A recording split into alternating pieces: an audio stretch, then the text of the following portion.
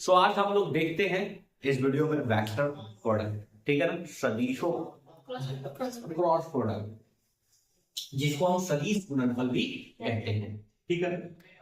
यहाँ पे एक वेक्टर है जिसे हम बोल रहे हैं ए वेक्टर और इसको को इनिशियल वेक्टर बनाया गया है, ठीक है ना। एक दूसरा वेक्टर को इनिशियली रखा गया है जिसको हम बी वेक्टर बोल रहे हैं और इस दोनों के बीच में एंगल जो है वो क्या है, ठीक है। सो इसके क्रॉस प्रोडक्ट का फॉर्मूला क्या होगा? इसके क्रॉस प्रोडक्ट का फॉर्मूला मैथमेटिशियन हमें बताया, ठीक है ना। क्या बताया कि अगर क्रॉस होना है दो वेक्टर का, ठीक है, तो उसे हम लिखेंगे ए क्रॉस बी। इसका वैल्यू होगा magnitude of A magnitude of B और इनके बीच का जो एंगल है उसका साइन थीटा। लेकिन सर केवल साइन थीटा लिखे रहिएगा तब तो ये स्केलर बन गया ना। अभी तक तो ये भी एक स्केलर क्वांटिटी है, न्यूमेरिक वैल्यू, ये भी न्यूमेरिक वैल्यू और ये भी क्या है, न्यूमेरिक वैल्यू है। यानी अभी तक इसमें डायरेक्शन नहीं दिया गया है सर, और क्रॉस प्रोडक्ट एक वेक्टर क्वांटिटी है। सो फिर डायरेक्शन दिखाओ सर, डायरेक्शन दिखाओ, राह दिखाओ सर, पथ हमें प्रदर्शित कीजिए, हमें उस राह पे चलना है। तो इसने क्या बोला कि जो इसका डायरेक्शन होगा वो वेक्टर ए और वेक्टर बी दोनों के ही परपेंडिकुलर होगा। अच्छा, मतलब ए क्रॉस बी का जो डायरेक्शन होगा वो वेक्टर ए पे भी परपेंडिकुलर होगा और बी पे भी परपेंडिकुलर होगा। अच्छा, ये दोनों जो वेक्टर है वो कैसा वेक्टर है? इसको आप टू प्लेनर वेक्टर बोल सकते हैं क्योंकि ये बोर्ड के प्लेन में है जी। अच्छा, इस बोर्ड के अगर प्लेन में है तो इसका परपेंडिकुलर डायरेक्शन कैसे हो सकता है? या तो बोर्ड के बाहर या तो बोर्ड के अंदर, बाकी कोई डायरेक्शन इसका परपेंडिकुलर होगा क्या? होगा क्या? सो इसके डायरेक्शन को दिखाने के लिए हम एज ए डॉटेड लाइन ऐसे बना दिए और इसको हम एन कैप बोलते हैं। क्या बोल रहे हैं? N cap. ये बता रहा है या तो बोर्ड के बाहर अंदर जाएगा तो माइनस एन कैप बोल देंगे, बाहर आएगा तो प्लस एन कैप बोल देंगे। बात समझ में आ रहा है? सो यहाँ पे डायरेक्शन दिखाने के लिए हमने एन कैप लगा दिया। ये एन कैप क्या है?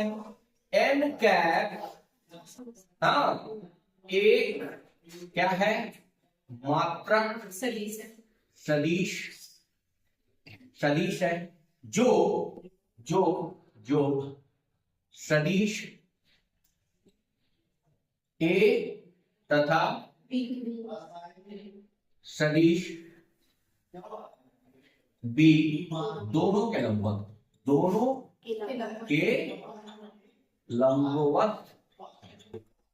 ठीक है ना।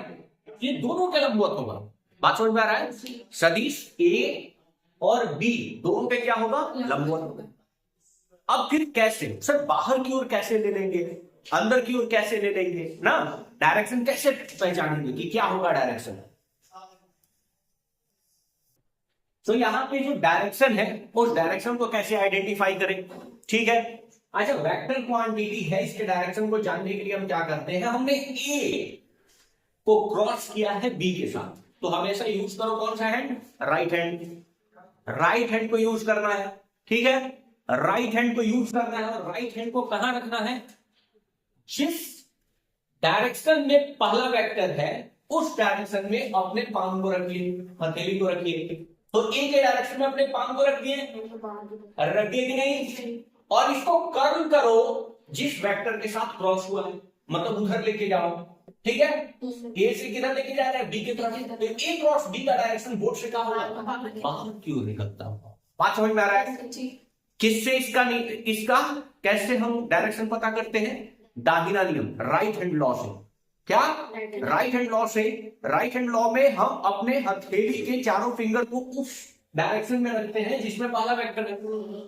तो ए क्रॉस बी ऐसे निकल रहा होगा। सर अगर हमारे पास बी क्रॉस ए हो रहा होता तो हम क्या लिखते? बी का मैग्नीट्यूड फिर ए का मैग्नीट्यूड फिर यहां से क्या? Sine theta. इसमें तो कहीं कोई प्रॉब्लम नहीं, लेकिन डायरेक्शन कैसा होगा? सिर्फ परपेंडिकुलर होगा, या तो बोर्ड के अंदर जाता हुआ या तो बोर्ड से बाहर निकलता हुआ।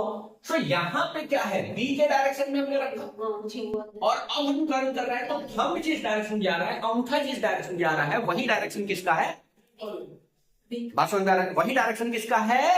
ए, बी क्रॉस ए।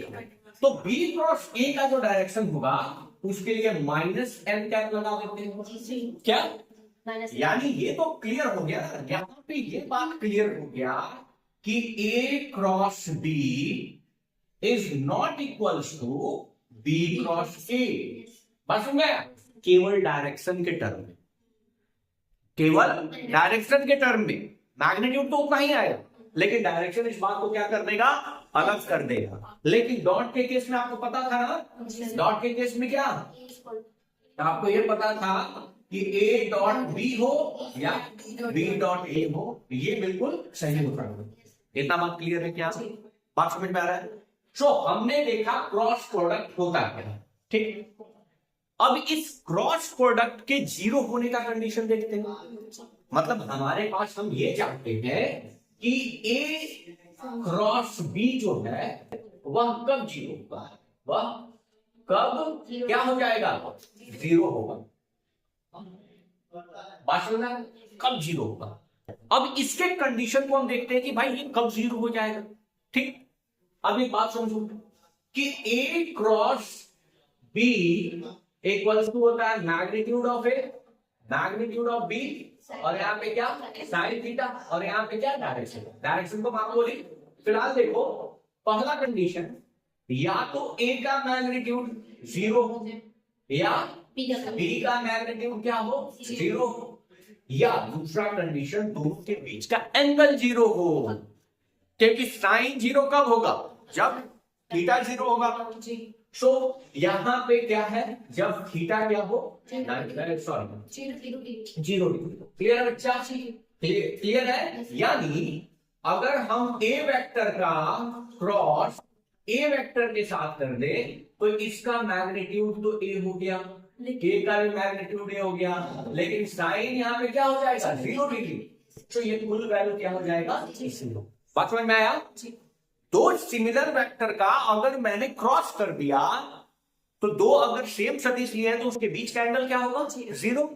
अगर दोनों के बीच का एंगल जीरो है यानी साइन जीरो का वैल्यू क्या हो जाएगा, जीरो। सो मैग्नीट्यूड जीरो ना हो तब भी ये क्या हो जाएगा, जीरो हो जाएगा। मतलब क्रॉस प्रोडक्ट दो तरीके से जीरो हो सकता है, या तो ए वेक्टर का परिमाण जीरो, या तो बी वेक्टर का, या दोनों ही जीरो, कोई फर्क नहीं पड़ता, या फिर उन दोनों के बीच का कोण क्या हो, जीरो। तो इसलिए ए डॉट ए क्रॉस ए क्या हो जाएगा, जीरो। अब हम मात्रक सदिश के साथ थोड़ा करके देखते हैं इसको। अगर मैं आई का क्रॉस आई के साथ कर दूं तो क्या होगा, आई का मैग्नीट्यूड, आई का फिर मैग्नीट्यूड और सेम वेक्टर है तो साइन ऑफ क्या हो जाएगा, यानी कुल क्या हो जाएगा, यानी दो सिमिलर मात्रक सदिश का अगर क्रॉस किया जाए, हाँ क्या किया जाए, क्रॉस किया जाए तो इसका वैल्यू तो क्या हो जाएगा, जीरो। क्या हो जाएगा, जीरो। ये बहुत इंपॉर्टेंट है, क्लियर है। दो वेक्टर का, दो सिमिलर वेक्टर का क्रॉस प्रोडक्ट क्या हो जाएगा, जीरो। तो अगर सेम मात्रक सदिश को अगर उसी के साथ क्रॉस कर देते हैं तो इसका वैल्यू कितना निकल के आएगा, जीरो।